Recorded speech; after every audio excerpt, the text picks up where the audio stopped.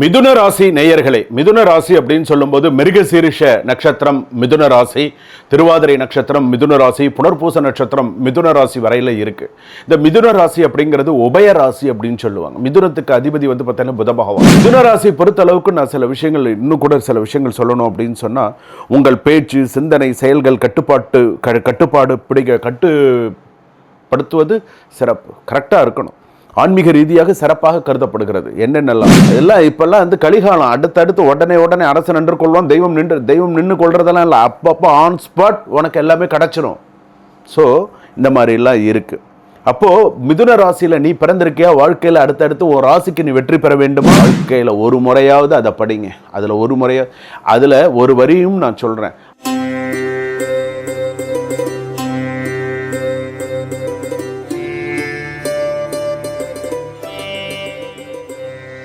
ஜனனி ஜன்ம சௌக்கியானாம் வர்தனை கலசம்பதாம் பதவி பூர்வ புண்ணியானாம் லிக்கியதே ஜன்ம பத்திரிகா கஜானனம் பூதகணாதி செவிதம் கபித்த ஜம்பு பலசார பக்ஷிதம் உமாசுதம் சோக விநாச காரணம் நமாமி விக்னேஸ்வர பாதபங்கஜம்.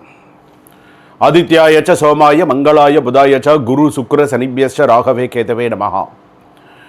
நவகோள்களின் துணை கொண்டு மாதா பிதா குரு ஆசீர்வாதத்துடன் உலகெங்கும் வாழக்கூடிய நேயர்கள் அனைவருக்கும் வணக்கம். நான் மக்கள் ஜோதிடர் டாக்டர் வி ராஜ்குமார் சிவாச்சாரியார் பேசுகிறேன். எல்லாரும் எப்படி இருக்கீங்க? உங்களை அனைவரையும் காண்பதில் மிக்க மகிழ்ச்சி. எனது பூரண ஆசீர்வாதம் ஒவ்வொரு குடும்பத்திற்கும் உண்டு. இன்றைய தினம் நாம் பார்க்கக்கூடியது வாழ்வில் வெற்றி பெற, நம்ம வாழ்க்கையில் நம்ம வெற்றி பெறணும். நம்ம வாழ்க்கையில் தோல்விகளே நமக்கு வந்து பார்த்தீங்கன்னா சொல்லுவாங்க இல்லையா, தோல்வி வெற்றிக்கு முதல் படிக்கட்டு அப்படின்னு சொல்கிறா இல்லையா, அந்த மாதிரி நம்மளுடைய தடைகள் உடைந்து வெற்றி காண வேண்டும். அந்த வெற்றிக்கு அடிப்படை என்ன அப்படிங்கிறத நம்ம 12 ராசிக்கும் நம்ம பார்க்க போகிறோம்.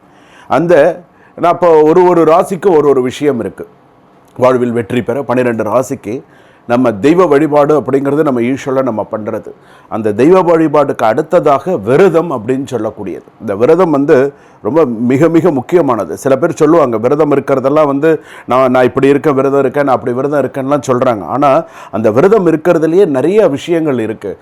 இப்போது நீ ஒரு விரதம் இருக்க அப்படின்னு வச்சுக்கோங்களேன், முருகப்பெருமானுக்கு நீ விரதம் இருக்க, அல்லது ஒரு அம்பாளுக்கு விரதம் இருக்க, சிவபெருமானுக்கு விரதம் இருக்க, சிவராத்திரிக்கு விரதம் இருக்க, ஏதோ ஒரு விஷயம் விரதம் அப்படின்ற ஒரு வார்த்தை அப்படின்னு வந்துடுத்து அப்படின்னு சொன்னாலே, நீ விரதமாக இருக்கும்போது கோவப்படுற, விரதமாக இருக்கும்போது கெட்ட வார்த்தைகள் பேசுகிற, விரதமாக இருக்கும்பொழுது ஏதோ சில விஷயங்கள் அதுக்கு இது இல்லை.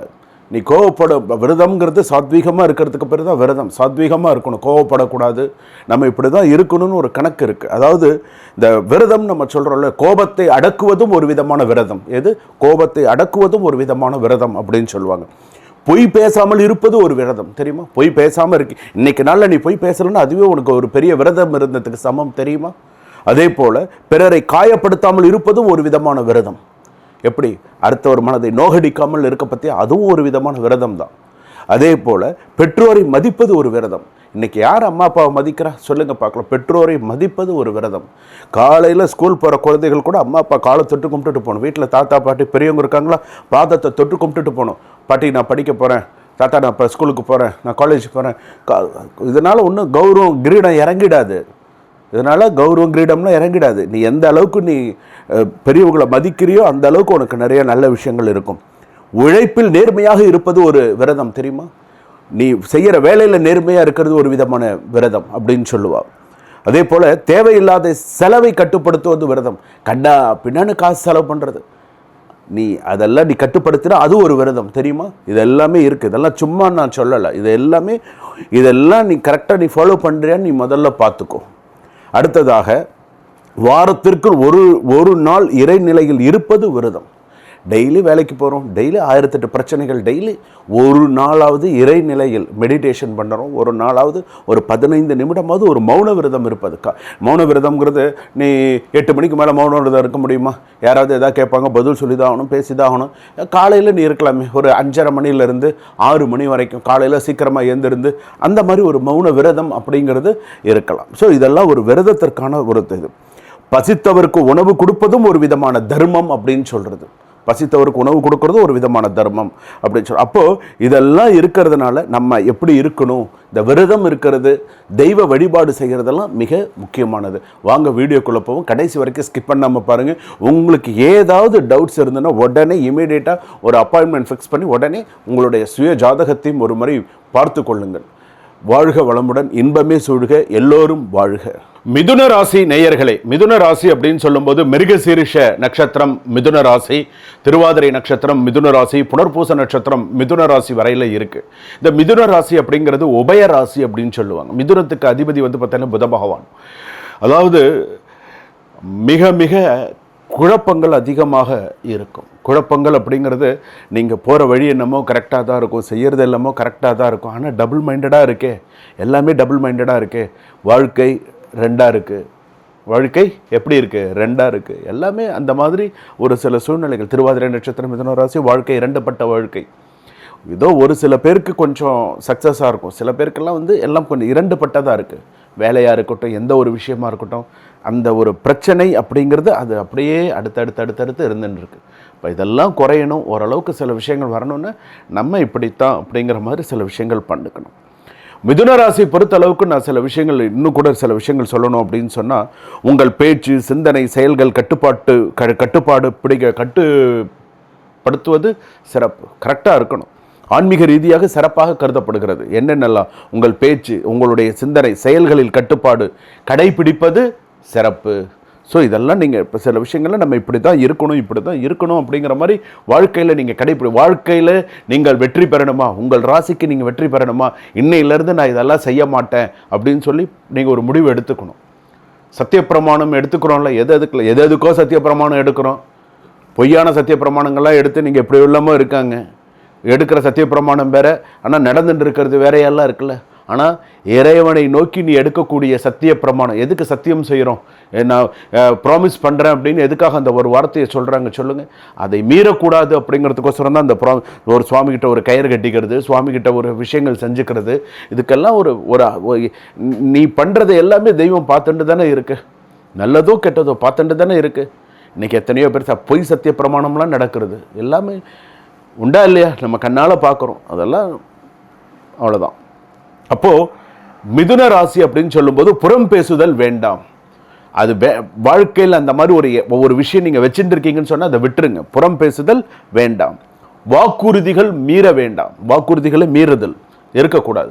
சொன்ன மாதிரி இருக்கணும், இல்லையா சொல்லாது.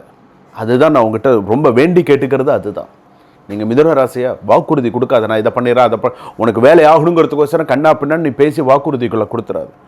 தவறான தகவல் பரப்புதல், இன்னைக்கு எத்தனையோ பேர் அதை தான் முன் வச்சு செஞ்சுட்டு இருக்காங்க.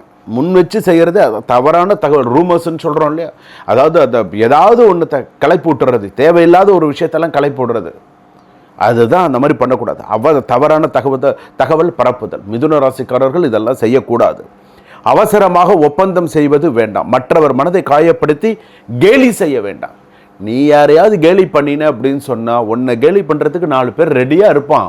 அதெல்லாம் நீ ஞாபகம் வச்சுக்கோ. இப்போ நான் வெளியில் போகிறேன்னு வச்சுக்கோங்களேன், என்னை பார்த்து 4 பேர் என்னை கேலி பண்ணுறான்னு வச்சுக்கோங்க, நான் சிவான்னு நான் போயிட்டே இருப்பேன். அதாவது இதுங்கெல்லாம் நம்மளை கேலி பண்ணி என்ன ஆகிட போகுது, இதுங்கெல்லாம் பேசி நம்மளுக்கு என்ன வந்துட போகுது, ஒன்றும் கிடையாது. அதை பார்த்து நம்ம ஏதாவது இது பண்ணோன்னு வச்சுக்கோங்களேன், அது நமக்கு ஏதாவது உண்டா, கிடையாது. மழையை பார்த்து நாய் குலைக்குதுன்னு வச்சுக்கோங்களேன், அந்த நாய் கொஞ்ச நேரம் குலைச்சிட்டு போயிடும். நம்மளை ஒருத்தன் கேலி செய்கிறானா, உன்னை கேலி செய்கிறதுக்கு 4 பேர் ரெடியாக இருப்பான்டா. அதெல்லாம் இப்போல்லாம் வந்து கலிகாலம். அடுத்தடுத்து உடனே அரசு நின்று கொள்வோம், தெய்வம் நின்று கொள்றதெல்லாம் இல்லை. அப்பப்போ ஆன் ஸ்பாட் உனக்கு எல்லாமே கிடச்சிரும். ஸோ இந்த மாதிரிலாம் இருக்குது. அப்போது மிதுன ராசியில் நீ பிறந்திருக்கியா, வாழ்க்கையில் அடுத்தடுத்து ஒரு ராசிக்கு நீ வெற்றி பெற வேண்டுமா, புதன்கிழமை வெள்ளிக்கிழமை விரதம் இருக்க பழகிக்கொள். விரதம் இருக்கிறதுங்கிறது வெங்காயம் பூண்டு கூட சாப்பிடாமல் இருக்கிறதுக்கு பேர் தான் விரதம். இந்த வெங்காயம் பூண்டு அந்த சோம்புலாம் சொல்கிறோம் இல்லையா, அந்த மாதிரியான சில வஸ்துக்கள்லாம் குறைச்சி விரதம் இருக்கிறதுங்கிறது இப்படி தான் இருக்கணும் அப்படிங்கிறது இருக்குது. உங்களுக்கு ஏதாவது சந்தேகம் இருந்தால் ஃபோன் பண்ணி கேளுங்க, நான் சொல்கிறேன், தப்பு கிடையாது. அதே போல் ஓம் மகாவிஷ்ணவே சகல காரிய சித்திம் அனுகிரகம் குரு இதை சொல்லுங்கள். 33 333 அலறுமேல் மங்கை பத்மாவதி தாயார் கோவிலுக்கு போயிட்டு வாங்க. வழிபாடு பண்ணிட்டு வாங்க. சிறப்பு. அலர்மேல் மங்கை பத்மாவதி தாயார், கீழ் திருப்பதி சொல்கிறோம் இல்லையா, போயிட்டு வாங்க. டைம் கிடைக்கும் போது போயிட்டு வாங்க. அபிராமி அந்தாதி கேளுங்க. கலையாத கல்வியும் குறையாத வயதுமோர் கபடு வாராத நட்பும் கன்றாத வளமையும் குன்றாத இளமையும் இருக்கா அபிராமி அந்தாதி? வாழ்க்கையில் ஒரு முறையாவது அதை படிங்க. அதில் ஒரு வரியும் நான் சொல்கிறேன், அன்பு அகலாத கணவனும் மனைவியும்னு சேர்த்து சொல்லுங்கள். அன்பு அகலாத மனைவியும் தான் அதில் இருக்கும். நீங்கள் சொல்லும்போது அன்பு அகலாத கணவனும் மனைவியும் சேர்த்து சொல்லுங்கள். அப்படியாவது கணவன் மனைவி விவாகரத்தாகாமல் அப்படியாவது நீங்கள் எல்லாரும் சேர்ந்து சந்தோஷமாக இருங்க. சரியா? இதுவரையில் நாம் பார்த்தது 12 ராசிகளுக்கான வெற்றிக்கான விரத முறைகள் மற்றும் தெய்வ வழிபாடு. இதுதான் நம்ம பார்த்தோம். அதற்கான ஸ்லோகம் நம்ம தெரிஞ்சுட்டோம். ஸோ இதை நீங்கள் ஒவ்வொருத்தரும் உங்களுடைய வாழ்க்கையில் நீங்கள் கடைபிடிக்க வேண்டும். உண்மையே சொல்கிறேன், நம்பிக்கையோடு நீங்கள் எது இருந்தாலும் செய்யுங்க. நம்ம யாருக்கு எப்போ எந்த சூழ்நிலையில் எப்படி என்ன மாறும் அப்படின்றது நமக்கு தெரியாது. அப்படி இருக்கும்பொழுது நம்ம சொல்லக்கூடிய ஒவ்வொரு வார்த்தையும் செய்யக்கூடிய ஒவ்வொரு விஷயமும் நம்பிக்கை, எதையுமே நீ நம்பிக்கை இல்லாமல் செஞ்ச அப்படின்னு சொன்னால் அது சரியாக வராது, நிவர்த்தி பெறாது, சரியாக வராது. ஒரு விஷயத்தை முழு நம்பிக்கையோடு, இப்போது ஒருத்தர் சபரிமலைக்கு போகிறாங்கன்னா எப்படி போகிறாங்க? ஐயப்பனை மனமாற அந்த தெய்வத்தை எவ்வளோ அந்த நம்பிக்கையோடு அந்த சுவாமிக்கு போகிறாங்க. ஒரு விரதம், திருச்செந்தூராக இருக்கட்டும், ஒரு பழனியாக இருக்கட்டும், ஒரு விரதம் இருக்கிறது எப்படி இருந்து போகிறாங்க? எதனால் போகிறாங்க? அந்த நம்பிக்கை. இந்த மாதிரி விரதம் இருந்து இந்த மாதிரி சுவாமியை பார்த்துக்கு போனால் என் குடும்பம் நன்னா இருக்கும். அது எவ்வளவோ பிரச்சனைகள் இருக்குது, எவ்வளவோ ஒருத்தருக்கும் ஒரு குடும்பத்தில் பிரச்சனைகள் இருக்குது. அந்த பிரச்சனைகள் குறையிறது. அதற்கு வழிகாட்டி தான் யார்? பிரம்மன். அந்த பிரம்மன் எழுதியதை அந்த பிரம்ம வித்தை கற்றவன் என்று சொல்லக்கூடியவர்கள் எங்களை. நான் உங்களுக்கு சரியான வழிகாட்டணும். இதை பண்ணுங்க, இப்படி பண்ணுங்க, இப்படி பண்ணுங்க அப்படின்னு. சரியா? உங்களுக்கு இதில் ஏதாவது டவுட்ஸ் இருந்தது அப்படின்னு சொன்னால் இமீடியட்டாக குருஜி கிட்ட பேசணும் அப்படின்னு சொல்லி ஒரு அப்பாயின்மெண்ட் ஃபிக்ஸ் பண்ணி என்கிட்ட பேசுங்க. உங்களுக்கான சந்தேகத்தை நிவர்த்தி பண்ணிக்கோங்க. கண்டிப்பாக நீங்கள் எனி டைம் நீங்கள் கால் பண்ணி நீங்கள் பேசலாம். உடனே ஒரு கால் புக் பண்ணி நீங்கள் பேசுங்க. சுபம். வாழ்க வளமுடன். இன்பமே சூழ்க. எல்லோரும் வாழ்க.